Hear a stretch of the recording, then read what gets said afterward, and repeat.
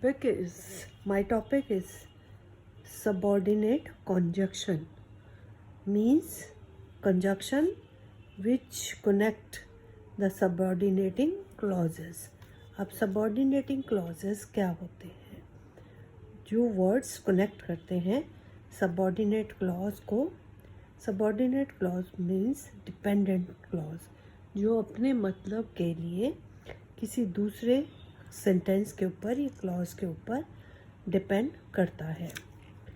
Connect to main clause. Subordinate clause जो है वो कनेक्ट होता है मेन क्लॉज के साथ, जो कि एक इंडिपेंडेंट क्लॉज है. इंडिपेंडेंट क्लॉज का मतलब है जिसका अपना मतलब होता है और जो अपने मतलब के लिए किसी दूसरे क्लॉज के ऊपर डिपेंड नहीं करता. Showing relationship between them. और ये जो कंजक्शन है, जो सबऑर्डिनेटिंग कंजक्शन है, ये शो करती है relationship between main clause and subordinate clause के बीच में. The dependent clause relies on the main clause for full meaning.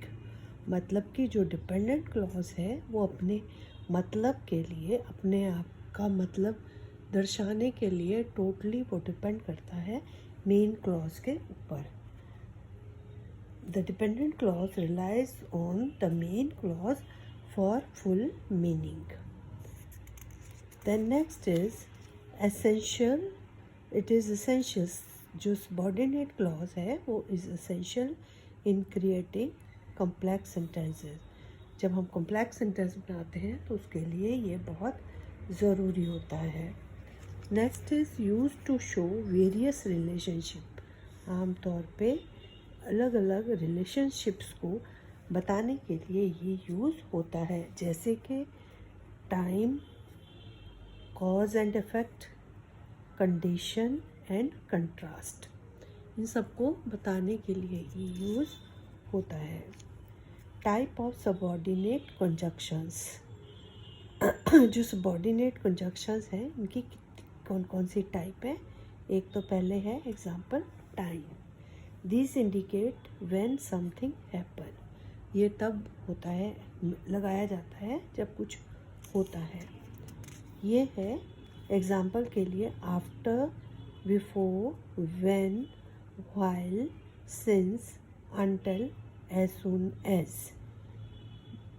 For example, she called me after she arrived. She called me after she arrived. इसके बाद है cause and effect, कि ये तब use होता है जब कोई चीज़ होती है और उसके रिज़ल्ट के कारण कुछ होता है, तब cause and effect क्लॉज लगता है, कंजक्शन लगती है. और ये एग्जांपल है कंजक्शन के. ये है because, since, as, so that, in order, that.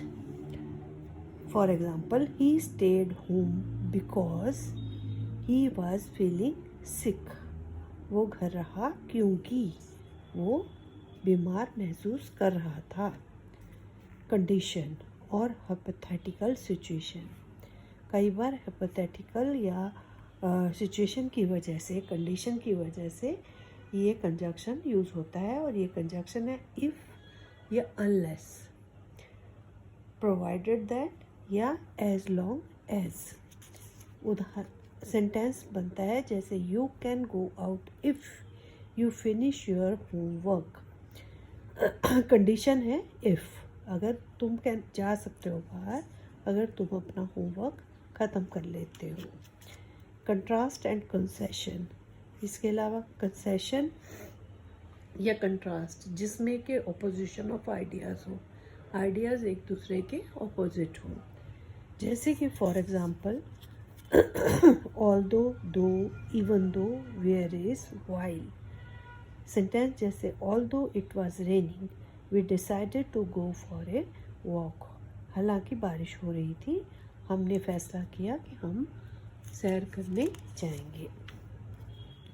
इसके अलावा कंपैरिजन, जो कि कंपैरिजन शो करता है सिमिलरिटी ऑफ आइडियाज़ या डिफरेंस बिटवीन आइडियाज़। जैसे कि एग्जाम्पल है एज देन, सेंटेंस है she is taller than her brother.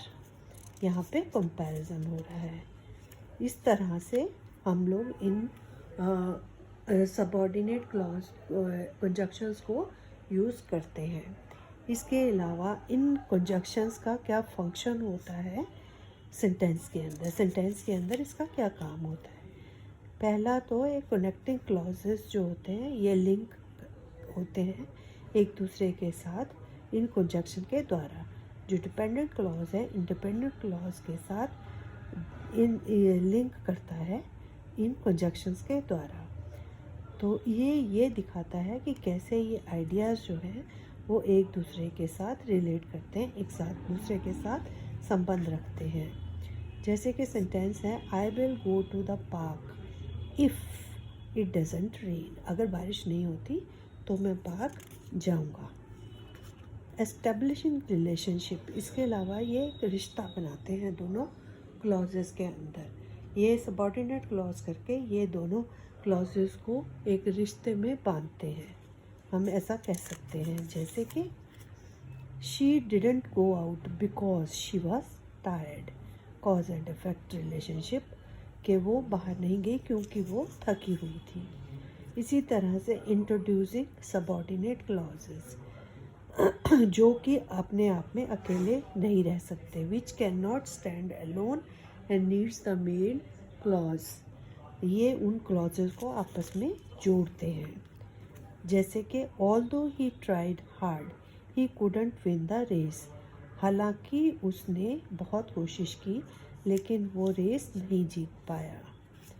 Placement, ये सब तो था उनका काम, जो क्लॉजेस हैं उनका काम होता है किसी भी सेंटेंस के अंदर। उसके अलावा सेंटेंस में इनकी प्लेसमेंट कहाँ होती है, कहाँ कहाँ पे ये लिखे जाते हैं।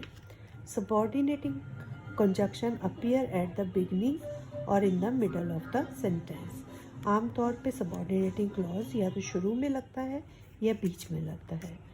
यहाँ पे हम बिगनिंग ऑफ सेंटेंस में यूज़ कर रहे हैं, जैसे when it starts the sentence followed by the comma, और जब ये शुरू होता है तो सेंटेंस में कॉमे के द्वारा ख़त्म होता है। जैसे कि although it was late she continued studying, हालांकि वो लेट था फिर भी उसने पढ़ना जारी रखा। या फिर ये मिडल में, सेंटेंस के मिडल में इस्तेमाल होता है, जैसे कि it comes in the middle no comma will be needed. अगर ये बीच में आता है तो कोई कॉमे की ज़रूरत नहीं है। उदाहरण के लिए she continued studying although it was late. ये यहाँ पे मिडल ऑफ द सेंटेंस पे आ गया है, तो यहाँ पे हमें कॉमे की कोई ज़रूरत नहीं है। अब अगर हम समराइज़ करें तो हम कह सकते हैं कि subordinating clauses conjunctions are crucial in crafting complex and varied sentences, enabling the expression of relationship between the ideas. By understanding and using these conjunctions effectively, writers and speakers can create more sophisticated and clear communication. और इसे समझने के बाद कोई भी writer बहुत अच्छे से इन चीज़ों को लिख पाता है। Thank you, have a nice day.